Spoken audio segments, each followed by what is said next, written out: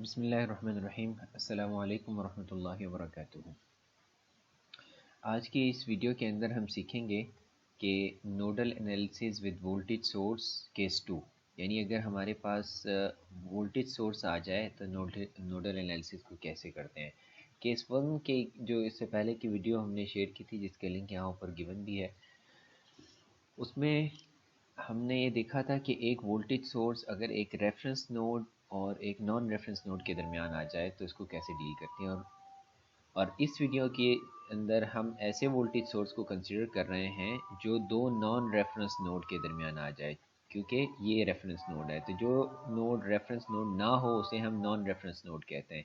इस केस में हमारे पास 1, 2 और 3 जो है वो नॉन रेफरेंस एनालिसिस के जो स्टेप्स हैं, वो पहला स्टेप्स क्या है, स्टेप 1, और वो ये है कि identify the nodes in circuit, कि एक सर्किट के अंदर कितने नोड्स हैं उनको हमने आइडेंटिफाई कर लेना है।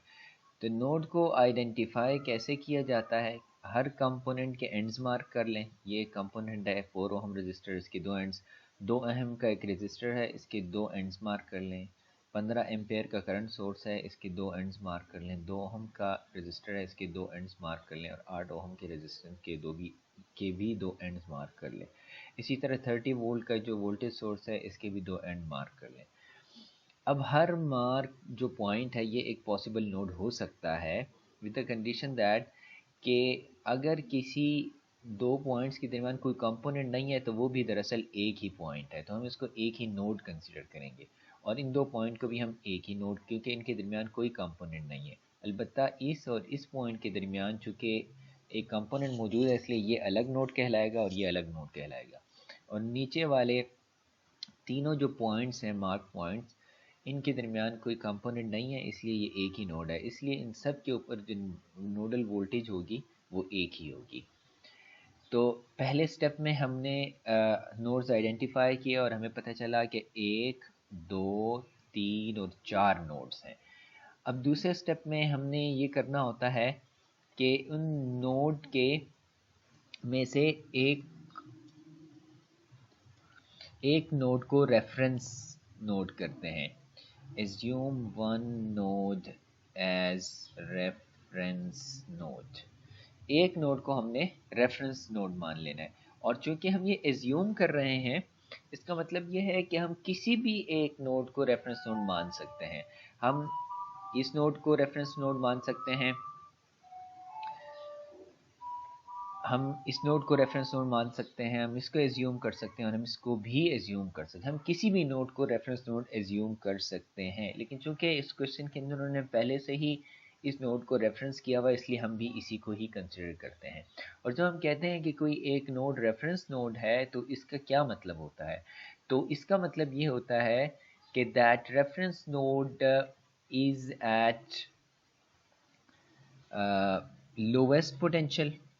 Lowest potential. चूँकि हमने एज्यूम किया है कि ये रेफरेंस नोड है, इसलिए हम ये एज्यूम करते हैं कि ये वाला पॉइंट लोवेस्ट पोटेंशियल के ऊपर है। और लोवेस्ट पोटेंशियल का मतलब ये है कि वोल्टेज जो है वो इस पॉइंट के ऊपर 0 वोल्ट आ रही है। हम 0 को सबसे कम पोटेंशियल एज्यूम करते हैं। और अगर ये एक्चुअली ग्राउंड ना हुआ तो इसकी वैल्यू इसके अलावा जो नोड्स हैं उनकी वैल्यू इससे भी कम हो जाएगी। चूँकि ये 0 है तो इसके अलावा जो होगी वो माइनस में चली जाएगी। तो जो नेगेटिव में होगा या जो ज़्यादा नेगेटिव होगा वही असल में रेफरेंस नोड हो। चूँकि हमने एज्यूम किया है, तो एज्यूम करने का मतलब ये है कि ये असल में हो भी सकता है और नहीं भी हो सकता। सो यहाँ पर हमने इसको ग्राउंड एज्यूम कर लिया है।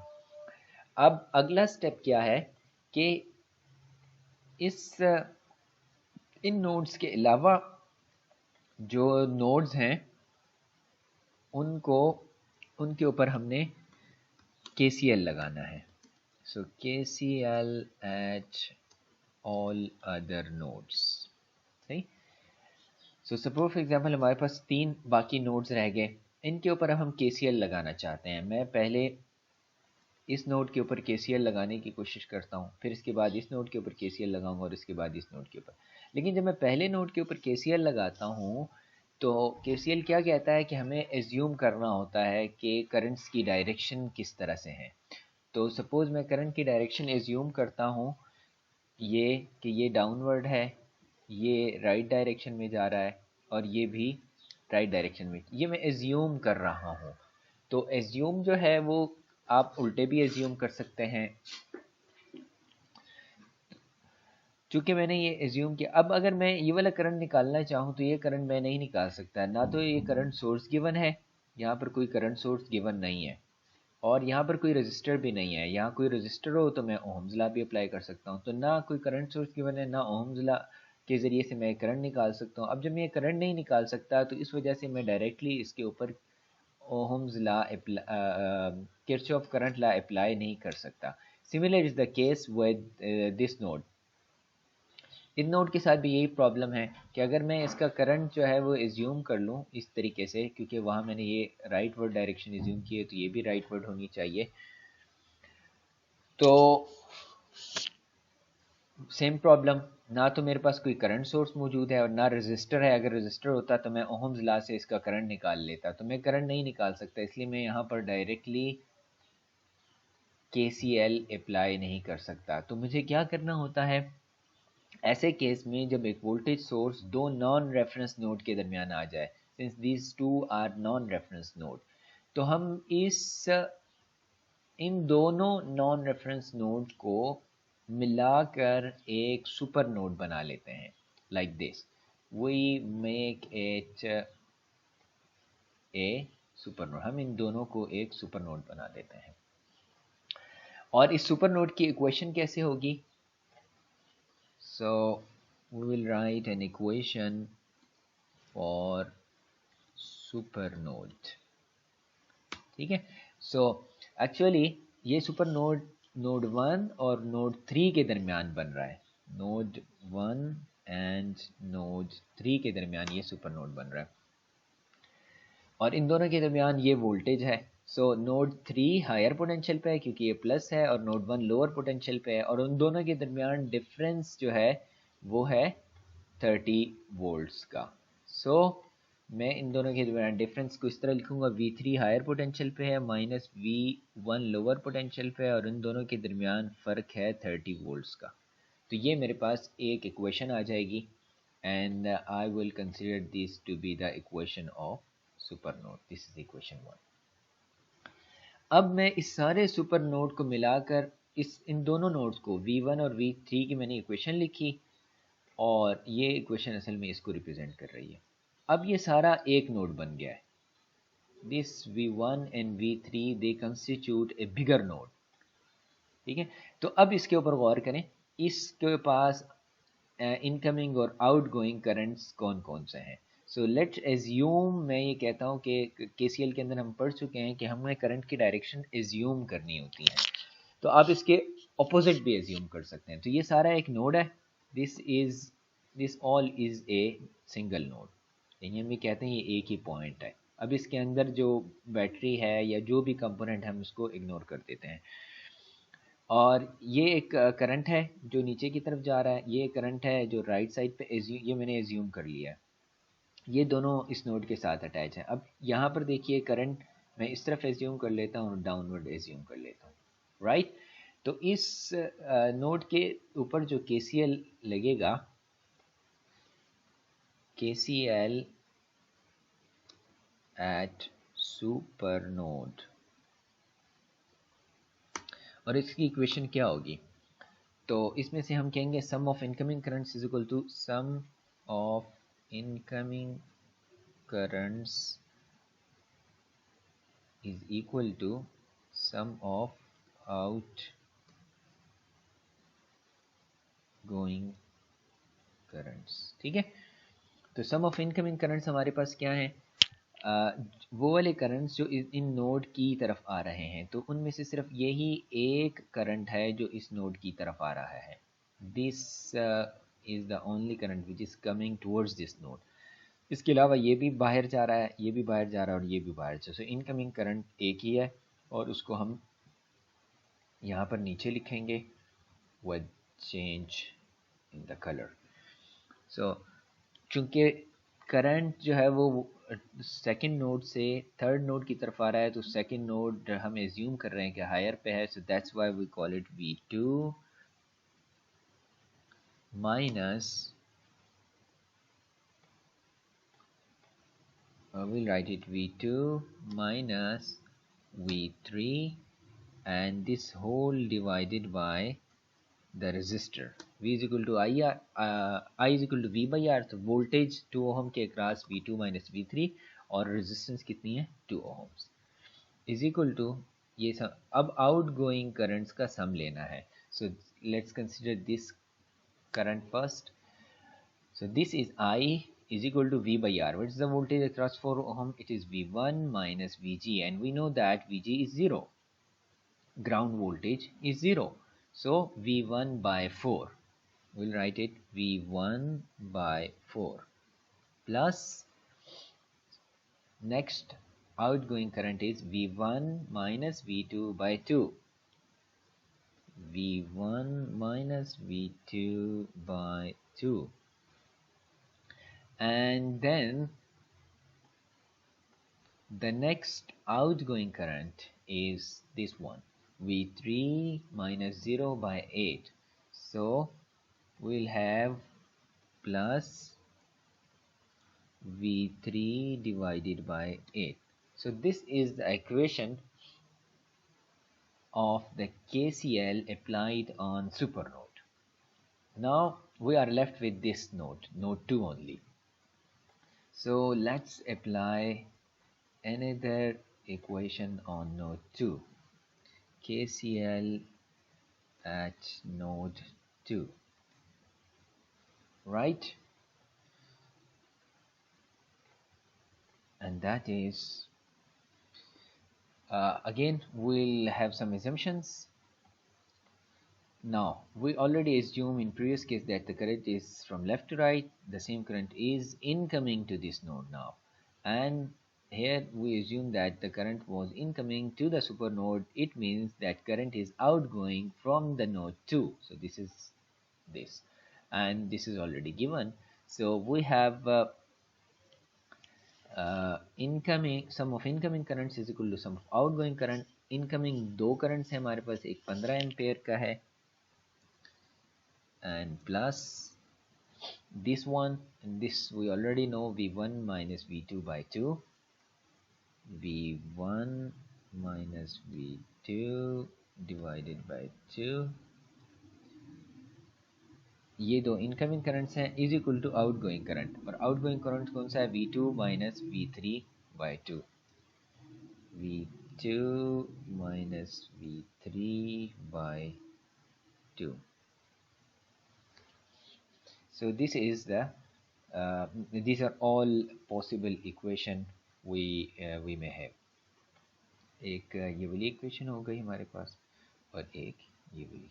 सो हमारे पास तीन इक्वेशंस हैं और तीन ही अननोन्स हैं. Like for example this is variable 1,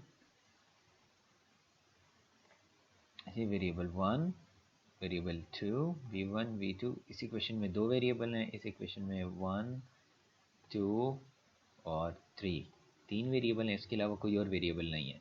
इसमें भी v1 v2 और v3. सो हमारे पास तीन इक्वेशंस और तीन वेरिएबल, इससे हमारे पास एक सिमल्टेनियस इक्वेशन बनेगी. अगर हम इन सारी इक्वेशंस को सिंप्लीफाई कर लें तो जो तीन इक्वेशंस बनेंगी वो इस तरह की से होंगी.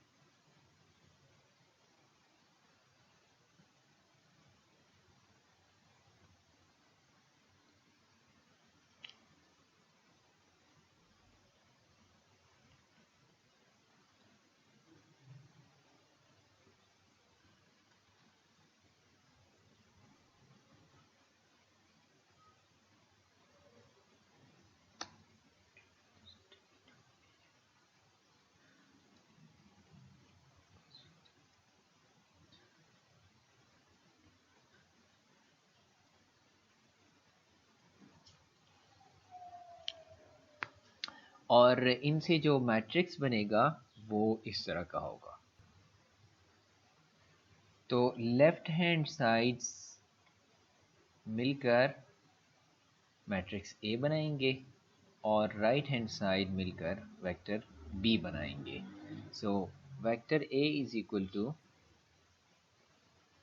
वो मैट्रिक्स ए है, ये इन सब के कोफिशिएंट से मिलकर बना है और ये राइट साइड से मिलकर ये वाला वेक्टर बी बना है।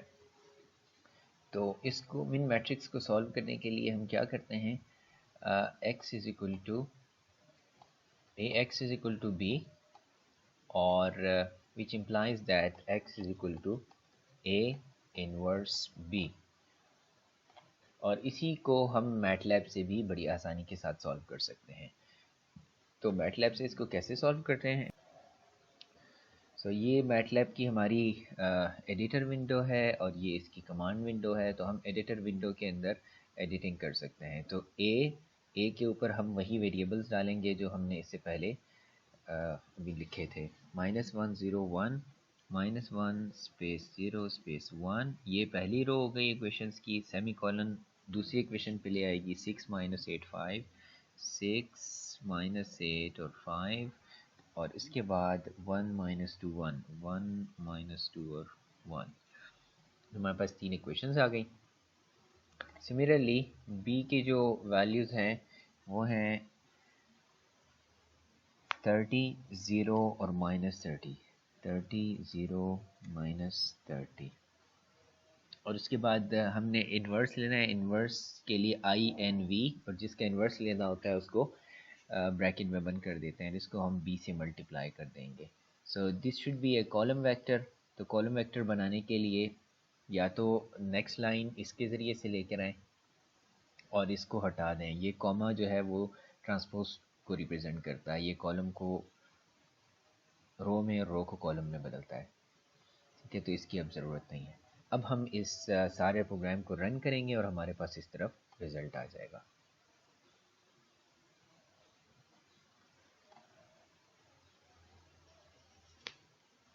सो this is our matrix A, वही वैल्यूज़ हैं जो हमने दी थी और b की भी वही वैल्यू हैं। तो हमारे पास v की जो वैल्यूज़ आएंगी, v stands for voltages. So v1 is equal to 30 volt, v2 is equal to 60 volt and v3 is equal to 60 volt as well. So v2 और v3 की ये हमारे पास वैल्यूज़ आ जाएंगी। This is how we solve a nodal analysis having voltage source between two non-reference nodes.